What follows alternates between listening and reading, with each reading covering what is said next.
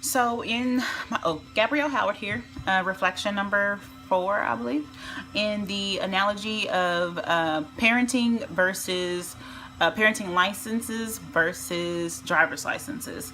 And when you do the analysis of an argument for both, they're both using the concept of going through tests and trials to prove whether you are fit to drive, or in other case fit to parent.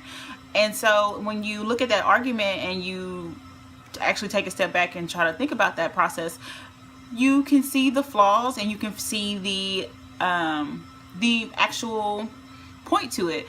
Like, okay, that's actually pretty smart. Have them go through a week of taking care of an infant, or having to get up in the middle of the night, or homework coming due, just going through the steps of the different phases of life when it comes to being a parent. So when the main factor is testing that person, just like you test them to drive, you want to test them to see if they can be a parent.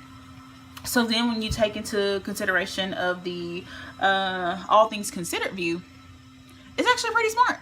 I mean, like, you put in together all the aspects of being a parent versus the aspects of driving. Now, are there flaws? Yes. Like, say for instance, hypothetically, I have a car, but I don't have insurance and I don't have a registration sticker. Now, by law, all these things are required. But does that mean I take care of my car any less than I'm supposed to? It still has an oil change. It still gets washed and cleaned. It still gets new tires, new brakes. So the maintenance on the car is taken care of versus the requirements by which the state or the country feels that my car should be taken care of. So when you look at things like that on how people take care of things, you have to be able to also take into account of that person who is going to be in the experiment. Because people are different, and just like people have different thoughts and different views, just like the utilitarianism or the other 3 keys that we cover in the ethics in a nutshell.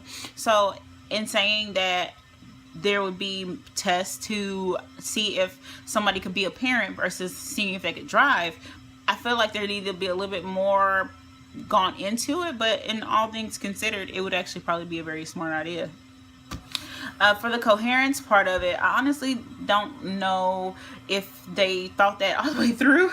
I mean, I see that when we read it, the thought process for having the test and that people should go through to see if they would be a capable parent or not, and focusing on those things instead of being like, oh, well, this person used to be a crackhead or this person used to be this. You take in your morals versus what should actually be right or wrong. So we can't use those judgments to make an assumption. So that's just like saying that back in 2001 I wrecked my car, but now since 2001, I've not had a accident or a ticket since.